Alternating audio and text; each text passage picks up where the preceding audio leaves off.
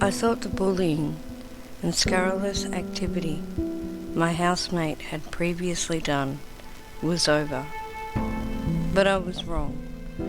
She was not sorry at all. In fact, this time she was in for the kill, literally.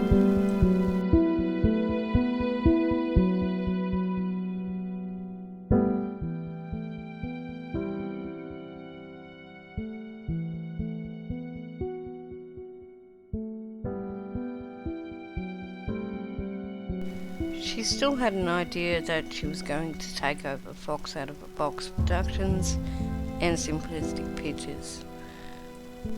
And this time, as far as she was concerned, nothing was going to stop her or get in the way. Things did quieten down when Wayne moved in, as once again Wayne was a movable object. However, there were times where she would get me alone. In those times, she would start saying she is right and everyone else is wrong. The usual narcissistic type of personality that I'd seen before. It was nothing new to me. When she did get me alone one day, she said, "Why did you block me?" I said, "Leona, haven't you forgotten that you bullied me last time? And that's why I blocked you." She said, "But I am your friend. You know that I would do anything for you." I didn't believe a word she said, but I didn't say anything. I just pretended that I had to go and do some more animation. And then she laughed and scoffed about that.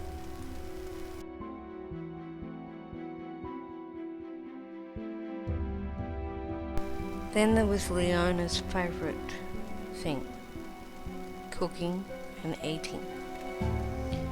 However, we realised that every time she cooked, which was every half hour, asthma attacks were increasing, we had itchy eyes, and we felt just really, really run down. I staggered a lot, but I put it down to just normal tiredness. And the flu season had come round. And it was one night when both Wayne and I thought that we had come down with the flu. And I said, "Well, looks like the flu's got us this year." We had a bit of a joke about it. But little did we know, it was not the flu. That night I had finished some work on my previous animation that goes to Cambridge, and I was really quite drunk. Yet the strangest thing is I had not been drinking. I don't drink alcohol at all, but I felt really, really drunk, like I was in a drunken stupor. I was staggering so much I couldn't even turn off the computer. I couldn't log off to Facebook. Wayne managed to do all that for me, and then he got me upstairs, and I just went all over the place. Then that night, still thinking that both Wayne and I had the flu, we were coughing, sneezing, and so forth. Then I woke up early in the morning and I started gasping for breath. It was like every moment I was just gasping, and I didn't know what it was. I had no idea. I thought to myself, I am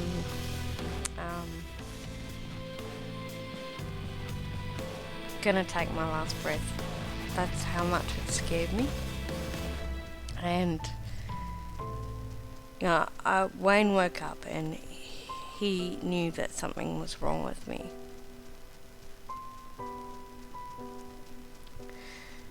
And shit, I can't do this. No, I can do it. I guess I'll just have to do another take. Didn't realise this would be an emotional thing. I think it's because when you're really close to death, it scares the shit out of you. Excuse my French, I don't usually swear, but it really scares you. But when you're gasping for breath and not knowing if you're going to be there the next day, it just harms you emotionally. After collapsing, I ended up at the hospital. The hospital had confirmed carbon monoxide poisoning. After a lengthy conversation with the doctor, it turned out to be that the gas stove was a faulty gas stove that Leona had been cooking on. So the doctor said he was either telling Leona she had a bad stove and she needed it to get checked with the gas man, or for me to move out with Wayne. So I decided to give Leona a go, and I said to her, you have a faulty gas stove, because it has been confirmed that I've had carbon monoxide poisoning. Leona scoffed at me and said, there is nothing wrong with my gas stove, and then continued to cook. The fumes were getting so overwhelming, and one night we'd gone to bed again and I woke up. This time Wayne was coughing and spluttering and gasping for breath. I remained as calm as possible, but it scared me because I'd never seen my brother in such a terrible way. It was frightening. It was really scary. He ended up in hospital, and once again it was carbon monoxide poisoning. So I then realised I could talk to Leona till I was black and blue in the face, that her stove was the cause of carbon monoxide poisoning, but she wouldn't listen. So I decided then and there that we would leave, and I really was confused about where we were going to go to. However, Leona didn't see it that way. She didn't want me to leave, and she wouldn't let me leave. She tried to stop me, but I had to leave.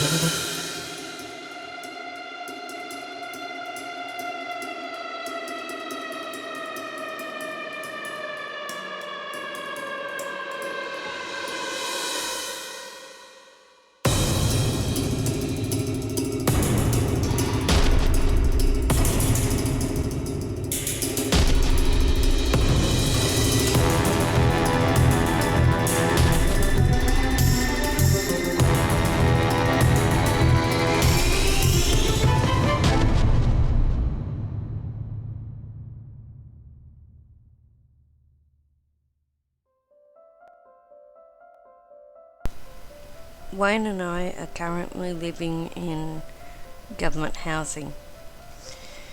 It does have a lot of maintenance issues, and I wouldn't exactly call it home sweet home.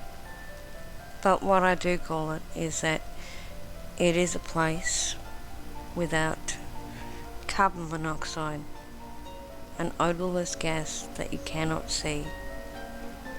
At least we're safe and we can breathe safely. Over here in Australia, we do not have laws that say we must have a carbon monoxide detector. I believe we all should. That's having to try to convince the government, our Australian government, that these detectors are important, as prevention is better than cure. But if you have carbon monoxide detectors over in your country, I urge you all to buy one for prevention. And Leona seems to have disappeared off the face of the earth. The last time I saw Leona, the police were talking to her, and that was it. Her future, I'm unsure of. I did try and tell her that she had a gas stove that was faulty. But you can lead a horse to water, but you cannot make it drink. Wayne and I are currently recovering from the carbon monoxide poisoning. The treatment is oxygen therapy and the use of puffer sprays. We don't know of the long-term effects yet. This will take about 6 weeks. We're in about the 3rd or 4th week coming up. The long-term effects can be, but being hopeful, there will be no damage and that our lungs will heal within time.